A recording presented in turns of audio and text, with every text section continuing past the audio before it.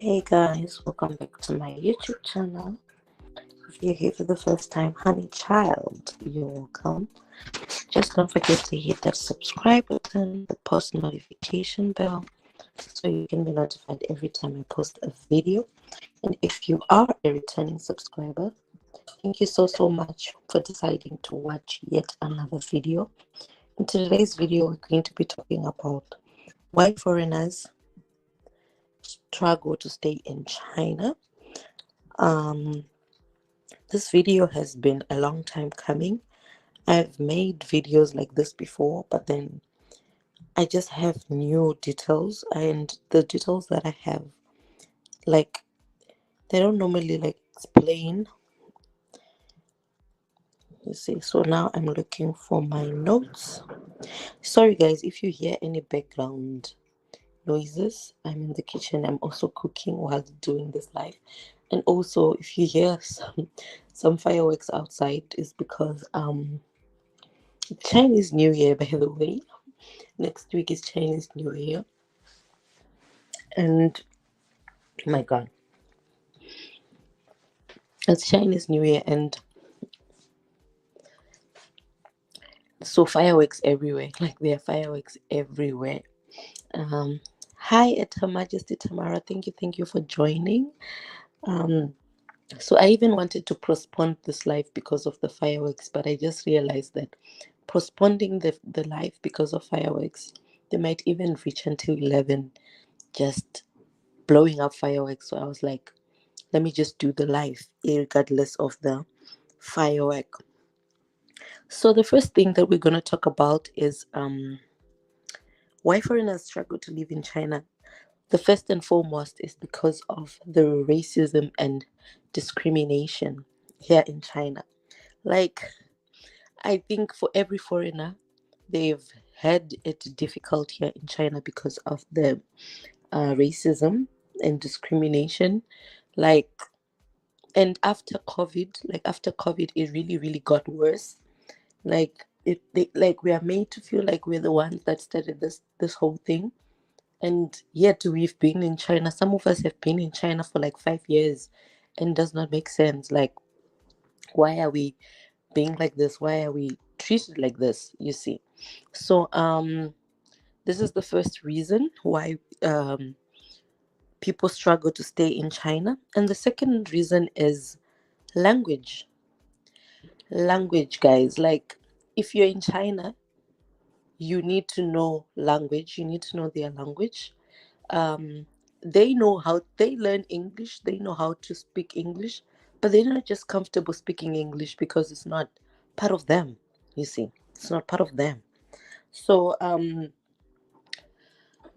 language, if you want to do anything, if you want to go anywhere, you need to speak Chinese. Even in supermarkets, it's very rare to find store attendants that can speak English. And like me right now, I'm staying in a third tier city.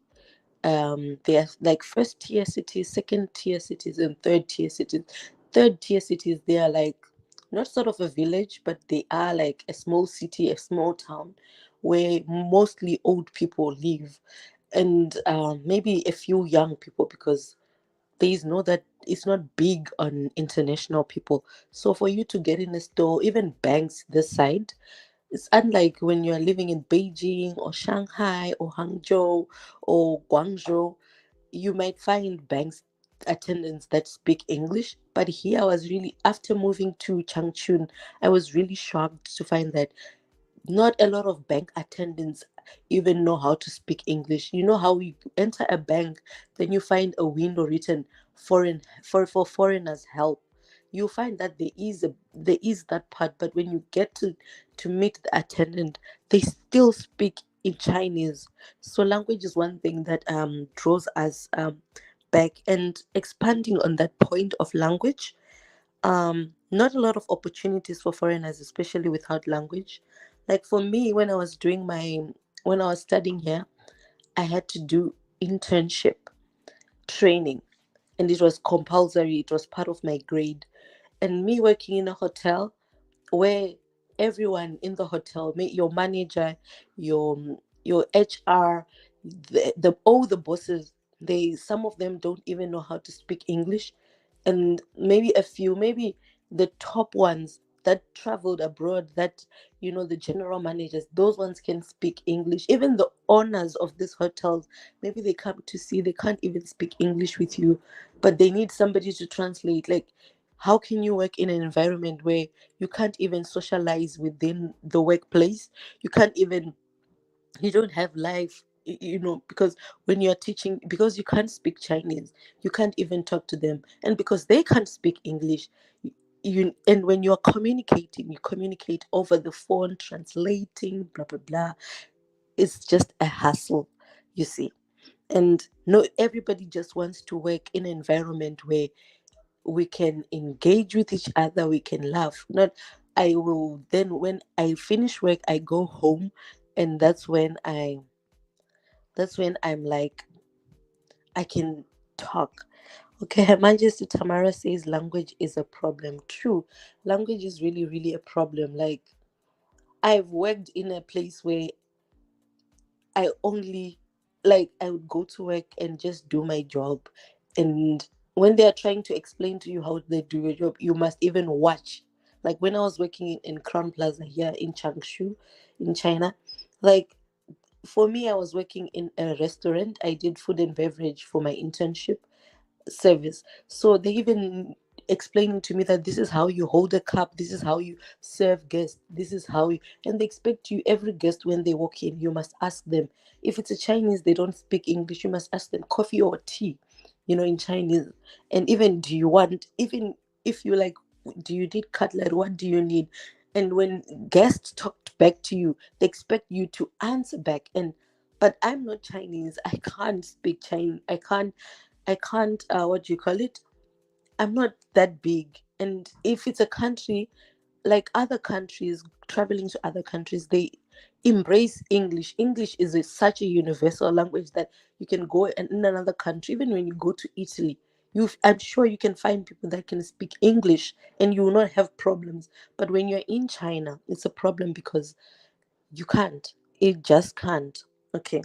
So, also, while on that, on language, and let's say maybe you're studying here in China, maybe you're studying your bachelor's degree, and then you're graduating, then you want to apply for a job.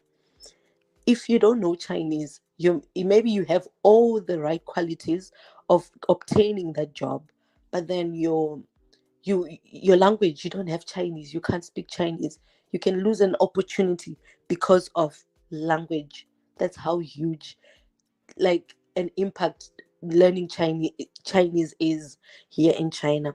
So even if you are not planning on working in China, if you plan to stay in China for long, you must know how to speak Chinese. Even when you want to do buying and selling, those people that you are interacting with on a daily basis, they speak Chinese. And it's one thing I like about Chinese. Yes, they embrace their culture. They don't want to be like infiltrated their culture. They want to be Chinese, purely Chinese. But then also, when they're in our countries, we embrace them. You see, even we try to accommodate them. But when you're here, yes, they are friendly, but then they are just friendly on the face. Like, you can never know if a Chinese really really like you for who you are, like, you see. And you can never know if they are being genuine, because all the time they just smile, yeah, yeah, yeah. And but then it also once happened to me. A Chinese pretended to like me where I was working. But the first time, like the other time when a white person came for the job interview, sorry guys, it's fireworks. If somebody comes for a job interview, a white person, I was easily replaced because of my color, because of my skin tone, and things like that. It really, really hurt me. Hello, hello, Shelia in Korea. Thank you so much for joining. Shelia says, hello, I'm here too. Language is a major problem in Asian countries. Very true. I also think that it's not only China. Most Asian countries, they are like that. Even, I'm sure even in Korea, you guys need to learn Korean. because it's the biggest language there. Okay, so the next point was also why foreigners struggle to live to stay in China is the money you make here. Is no matter how much money you make here, you spend it in China. Like, you have to explain why you have a large amount of money, why you have so much money, why are you transacting this money to your country. It's like you can never do anything tangible with your own money that you're working for.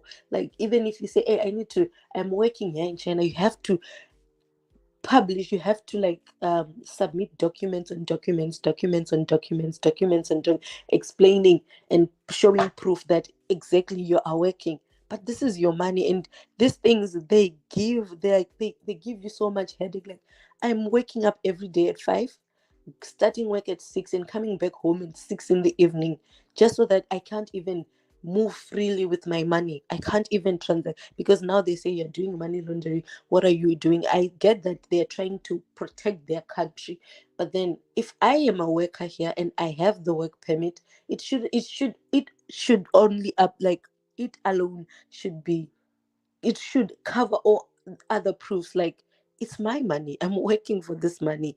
And also, that money that you make, that same money that you make, you can't even buy property in China. You can't even buy land. You can't even like settle down here.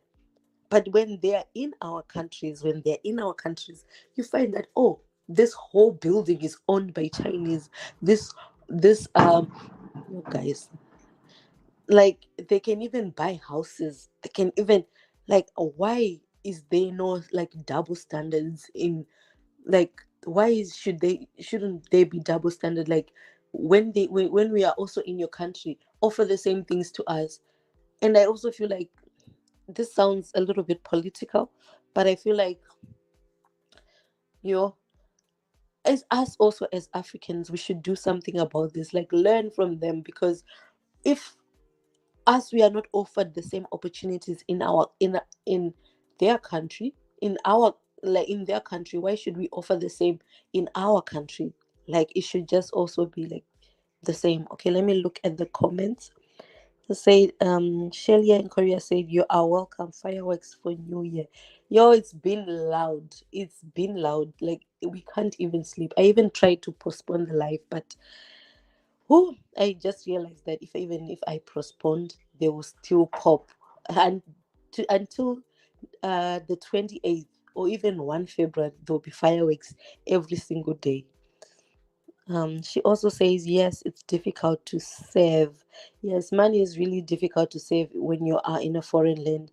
But then if you can, it's now easy. You can't even use the banks, even Western Union. They'll tell you that this is such, give a reason why you're sending this money. And also, it's just now you need to be buying things at home, or buying things at, like, exchanging, like, people who, like, I have this money back at home. I have a student here in Korea. While you're at home, I'm looking for someone who has RMBs. Then now you have to help someone pay school fees, and then maybe at home, then they get cash at home. Another comment: Korean banks like that we foreigners send money to our home country, so they get more charges.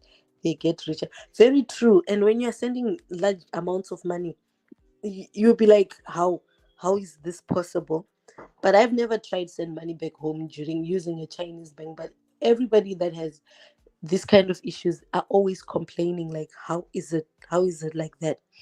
So the sixth point is, yeah, why we are struggling to live in China is because also we are stuck in a bubble. Like, guys, we are stuck in a bubble. What I mean by this is that repetition of events is the same thing. Today you wake up, you go to work, you come back, you eat, you sleep. Tomorrow is the same thing. There is no that, when you're at home, you'll be like, let me just go. I came back from work, let me just go in my garden, let me just like tend to my garden, my flowers, my vegetables, whatever. You see, there's life. Or like maybe you're doing poultry, you go back, check on your chickens, you check on your feed, or you see, or maybe going to your farm like on a weekend, like, hey, I've been working Monday to Friday. Let me just go home and check my plot. You see. But here in China, it's always repetition, repetition, repetition. There's nothing new. We are all stuck in a bubble where it's just going round and round and round and round. And there's really nothing, like really nothing going on. The next point is students can't really work. What I mean about this, like, I once did a video where I was talking about how students can now work in China. That is true. That is the propaganda. Students can now work, but then they don't highlight that it's up to your university now. If your university thinks that you're not suitable to juggle two, like school and work, they will like avoid, like they won't sign off the papers that you can do this part-time jobs, you know. So it also depends with your attendance, your score marks. So if you're not doing well in school, maybe you go to school every day, your attendance is okay, but then your grades are not okay. That alone can just make you not get employment. And also the other on that, also it's also hard to get employment because, like I said, language. And also, yes, as much as other Chinese companies are trying to be inclusive and have diversity, some people just don't like people like us in their environment, people like us in their corners. They rather have their things private. And even if they get you because of diversity, like trying to say, oh, our company is inclusive, blah blah blah blah, blah. We all know those storylines and how it goes. So things like that, you find that you end up discovering that these companies really, they don't really want you as an employee. They don't even value your job. You're just there to just say, oh, we have um one Caucasian in our company, we have one African in our company, we have that one, you know, those companies that only have that one person that's different from everyone, you see. Also, another thing, another struggle is renewing visas after a short period of time. Like, imagine after every 6 months, you need to renew your visa. It's you and the Chinese authorities. 1 year, it's you and the Chinese authorities. Other countries, when you're going there for study, they know that you're studying for 4 years. So they give you a 4 year term visa, and it's done. When your 4 years have expired, then you leave the country. But this one of going in and out, in and out, in and out, in and out, I feel like, oh, personally, for me, it's something that I don't enjoy doing, because the stress. Because when you go there, there'll be long queues, and if the assistant is not in a good mood, some days it can just change. They'll just require a different, especially for people that are working in China. They might just say, "We need this paper," a paper that you didn't even need before, but because it's like the day you get there, there are new rules. Like every day there's new rules, and if you're not up to date, you can get it gets so frustrating. Like, you end up saying, why am I even in this foreign land? Why shouldn't I just go back home and just be at home and be at peace? And you know, some something like that. Okay, the next thing is weather. Guys, there is a city called Changchun. This city is in the northeast of China. It's near South North Korea and Russia and Inner Mongolia. This place, guys, is cold. Right now, when I'm talking to you, it's probably minus 21, and it will be saying it feels like minus 25. Where I like to think that it's actually feeling like minus 25. This is winter, guys. This is our winter here in Changchun. It's our winter here in Changchun. But then in some places, yeah, there are places where they are warmer here in China. But also, as much as their weather in winter is there, it's extremes, and it's too hot and too cold. There's no that lukewarm kind of situation. There's no. It's If it's hot, it's extremely hot. Like last year, around in the southern part of China, there was a heat wave that even people like temperatures were reaching to 45, 42 degrees. I mean, hot. 42 degrees Celsius, hot in China. And winter, when if you're in the northern part of China, just know that your winters, it's minus 25. There are places, there's even a city here in China that gets to minus 30. And they expect you to wake up to go to work and not be late. That's how. That's just how the temperature is. And you can, even when you're late, you can say, yo, my you the other time my phone, it froze and it blacked out, like it switched off on its own because of the cold. It just switched off. That's the kind of situation we'll be dealing with here in China. Then also, the last thing is too much censorship. Too much censorship. Everything is just censored. You cannot, even sometimes some things that you be trying to search on internet, if you don't have VPN, you can't find it. You cannot find it. They block everything, block sites. For us to watch movies, we have to look for external links. You can't even watch a regular TV show on a Chinese television. No. The ones that they like is those action movies, those movies that are just boring. Nje. And their channels, they don't give us variety. All their shows is Chinese, through in and out. You can't even say, "Oh, I'm enjoying TV. I'm watching Chinese CCTV." No, you can't. This is China for you, and welcome to China, baby. Welcome to China, baby. You mean, know what I mean? So, this is the reason why, and we can't do anything about it. This is their country. Like I always say, their country, their rules. If people are not comfortable with it, that's hence why people leave. That's why most foreigners are actually struggling to live in China, especially after the 2019 COVID. I don't want to lie to you, it has been worse and worse and worse, especially the discrimination, the racism, and also even opportunities. I also forgot to talk about opportunity. The opportunities, because I don't have a Chinese national ID, everything that I pay is above theirs. Like even SIM card, even train tickets, anything, because I don't have those benefits. But whereas when they're in our country, the same benefits that I have as a Zimbabwean in my Zimbabwean country is the same one that they have when they come to Zimbabwe. And like, if you have an Econet line or a Net One line, the charge is, if you're adjusting $1, it's not $1 because you are Zimbabwean, or $1 because you yeah, because you have a Zimbabwean identity card. Even a Chinese come, if they have Econet or Net One, if you are recharging $1, it's the same charges. But here in China, it's different. And us as Africans, we like, especially us Africans in the diaspora, what are we doing about these things? Why are we not learning these things and going back to our countries and like installing the same regime? What are we doing?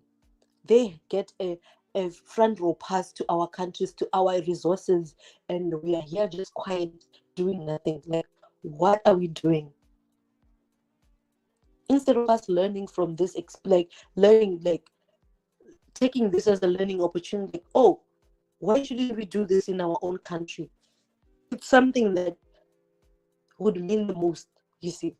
So this is the other reason why people are just living in China. They're living in China because of differences. People are not being embraced the same way we embrace them in our own countries, and the way we are treated is just not the same. Yes, I cannot override for every Chinese person, because everyone is different. They are really nice people here, but the nice people, the bad ones, ruin it for the good ones. Like, there are a lot of bad apples than they are good. And if it's a basket full of bad apples, if you don't search enough, you might find that, oh, the whole basket is rotten. You mean? So anyway, let me go again. Let me check my comments. Extreme temperature zones. You temperatures here, they're crazy, especially in this city. What I'm really thankful about this city, Changchun, the summer is not that hot, but last year was hot. Yeah, last year was a bit hotter. Um, your extremes, yeah, it's really true. Extremes. The temperature is at extremes. Anyway, these are the points that I have. If you have, share your opinions. If you're in China, you're watching from China, let me know what you think in the in the comments. Your English, guys. English is not my first language. Your English is not my first language. Let me know your comments, your ideas, your opinions, and your way of thinking. Like, what do you think? If you're in China, what are your views? Do you relate? Do you resonate? Do you agree or do you disagree? And if you do any of this, support your answer. Let's create a discussion in the comment section. And this is it from me. My life is quite short because of this fireworks and because I'm in the kitchen also doing multitasking, cooking and talking to you guys. I will end my life, but there's 4 minutes. I won't even talk. I don't even have much to talk about. 4 minutes. And also, if you are really new here on the channel, I do lives like this every Saturday, 8 o'clock, 8 o'clock China time, and 2 p.m. Central African time. So yeah, please join. Let's create a debate, and I talk about all things China during my lives. Join the family, and if you know somebody that is interested in this kind of content, honey, sharing is free. Clicking on that share button is totally free. Subscribing is totally free. Liking, it will not even remove one kwai or one coin from your wallet. No, it won't. So please, guys, let's push this channel. Thank you guys for watching. A major shout out to Her Majesty Tamara. Thank you for joining. A major shout out to Shelia in Korea. Thank you for joining, and a major shout out to people that joined the live but still didn't comment. I still also do appreciate. Her Majesty Tamara also has a YouTube channel here. She's a mommy tuber based in China at the moment. Please do check out her content. She has amazing content. Also, Shelia in Korea. She's she's in Korea. She just does everything Korea. Her life in Korea. She talks about. She also has discussions. If you wanna go to Korea, study, work, please do check out her videos. She has so much content. Anything up related to Korea. So that's it from me, my loves. See you guys in my next video. I love you. Please do not forget to hit that thumbs up. And yeah, I'll see you guys in my next live. Bye.